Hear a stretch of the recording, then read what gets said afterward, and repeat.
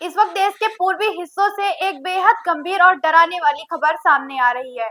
पश्चिम बंगाल में Nipah virus के 2 संदिग्ध मामलों के सामने आते ही पड़ोसी राज्य झारखंड में भी हड़कंप मच गया।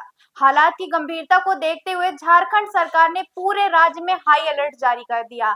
सवाल यह है कि आखिर 40 से 75% मृत्यु दर वाला यह निपाह वायरस कितना खतरनाक है और इससे बचाव कैसे संभव है। सबसे पहले बात करते हैं पश्चिम बंगाल परगना जिले के बारासात इलाके में स्थित एक निजी अस्पताल में काम करने वाली 2 नर्सों में निपाह वायरस जैसे लक्षण पाए गए। इनमें एक पुरुष और एक महिला नर्स शामिल है।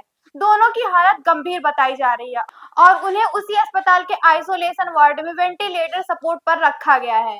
उनके सैंपल एम्स कल्याणी की virus research and diagnostic lab में भेजे गए हैं, जहां शुरुआती रिपोर्ट में निपाह संक्रमण की आशंका भी जताई गई। इस खबर के सामने आते ही केंद्र सरकार हरकत में आ गई है। केंद्रीय स्वास्थ्य मंत्री जेपी नड्डा ने पश्चिम बंगाल की मुख्यमंत्री ममता बनर्जी से भी बातचीत की और हालात की समीक्षा की। इसके साथ ही विशेषज्ञों की एक national joint outbreak response team Bengal भेज दी गई है। इस टीम में national institute of virology Pune, all India institute of health and public hygiene Kolkata और national centre for delete control विशेषज्ञ शामिल हैं। केंद्र ने राज्य को साफ निर्देश दिए हैं कि किसी भी कीमत पर संक्रमण को फैलने से रोका जाएगा। अब बात करते हैं कि झारखंड की, जहां बंगाल से मिले संदिग्ध मामलों के बाद सरकार पूरी तरह सतर्क हो गई। झारखंड के स्वास्थ्य मंत्री डॉक्टर इरफान अंसारी ने राज्य के सभी जिलों के सिविल सर्जनों को अलर्ट मोड में रहने के निर्देश दिए हैं। स्वास्थ्य विभाग के अपर मुख्य सचिव को भी निगरानी बढ़ाने, त्वरित रिपोर्टिंग व्यवस्था मजबूत करने और किसी भी संदिग्ध मरीज की तुरंत जांच सुनिश्चित करने के भी आदेश दिए गए।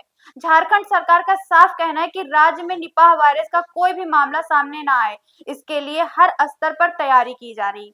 अब समझते हैं कि निपाह वायरस आखिर है क्या और इसे इतना खतरनाक क्यों माना जाता है। विश्व स्वास्थ्य संगठन यानी WHO के मुताबिक निपाह वायरस की पहचान पहली बार साल 1998 में मलेशिया में सुगई निपाह गांव में हुई। इसी गांव के नाम पर इस वायरस का नाम भी रखा। यह एक जेनेटिक बीमारी है, यानी यह जानवरों से इंसानों में भी फैलती है। इसका सबसे बड़ा स्रोत फल खाने वाले चमगादड़ माने जाते हैं। इसके अलावा संक्रमित सूअरों के संपर्क में आने या उनके मांस खाने से भी यह वायरस फैलता है।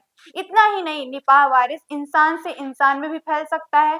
संक्रमित व्यक्ति की लार, खून, शरीर से निकलने वाले अन्य द्रवों के संपर्क में आने से भी यह संक्रमण तेजी से फैलता है। यही वजह है कि अस्पतालों में काम करने वाले डॉक्टर, नर्स और स्वास्थ्य कर्मियों में सबसे ज्यादा जोखिम में रहते हैं। निपाह वायरस के लक्षण शुरुआत में सामान्य वायरल बुखार जैसे लग सकते हैं। मरीज को बुखार, सिर दर्द, खांसी, गले में खराश और सांस लेने में भी तकलीफ हो सकती है। लेकिन कुछ ही दिनों में यह वायरस दिमाग पर हमला कर देता है। इससे मस्तिष्क में सूजन यानी एंसेफ्लाइटिस हो सकती है, मानसिक भ्रम की स्थिति बन सकती है, मरीजों को दौरे भी पड़ सकते हैं और वह कोमा में भी जा सकता है। गंभीर मामलों में मरीज की जान बचाना बेहद मुश्किल हो सकता है। निपाह वायरस को इसलिए भी बेहद खतरनाक माना जाता है क्योंकि इसकी मृत्यु दर बहुत अधिक है। अलग अलग प्रकोपों में यह मृत्यु दर 40% से लेकर 75% तक दर्ज की गई। फिलहाल इस वायरस का कोई पुख्ता इलाज या वैक्सीन अभी भी उपलब्ध नहीं है। इलाज के नाम पर सिर्फ लक्षणों के आधार पर मरीज को सपोर्टिव ट्रीटमेंट भी दिया जाता है। यही वजह है कि सरकार रोकथाम पर सबसे ज्यादा जोर देती है। स्वास्थ्य विभाग लगातार लोगों से अपील कर रही है कि वे बिना धोए फल ना खाएं, बीमार लोगों के संपर्क में आने से बचें और तेज बुखार, सिर दर्द या सांस लेने में परेशानी जैसे लक्षण दिखे तो तुरंत डॉक्टर से संपर्क करें। पश्चिम बंगाल में कॉन्ट्रैक्ट ट्रेसिंग तेज की गई और झारखंड सहित आसपास के राज्यों में निगरानी बढ़ा दी गई है।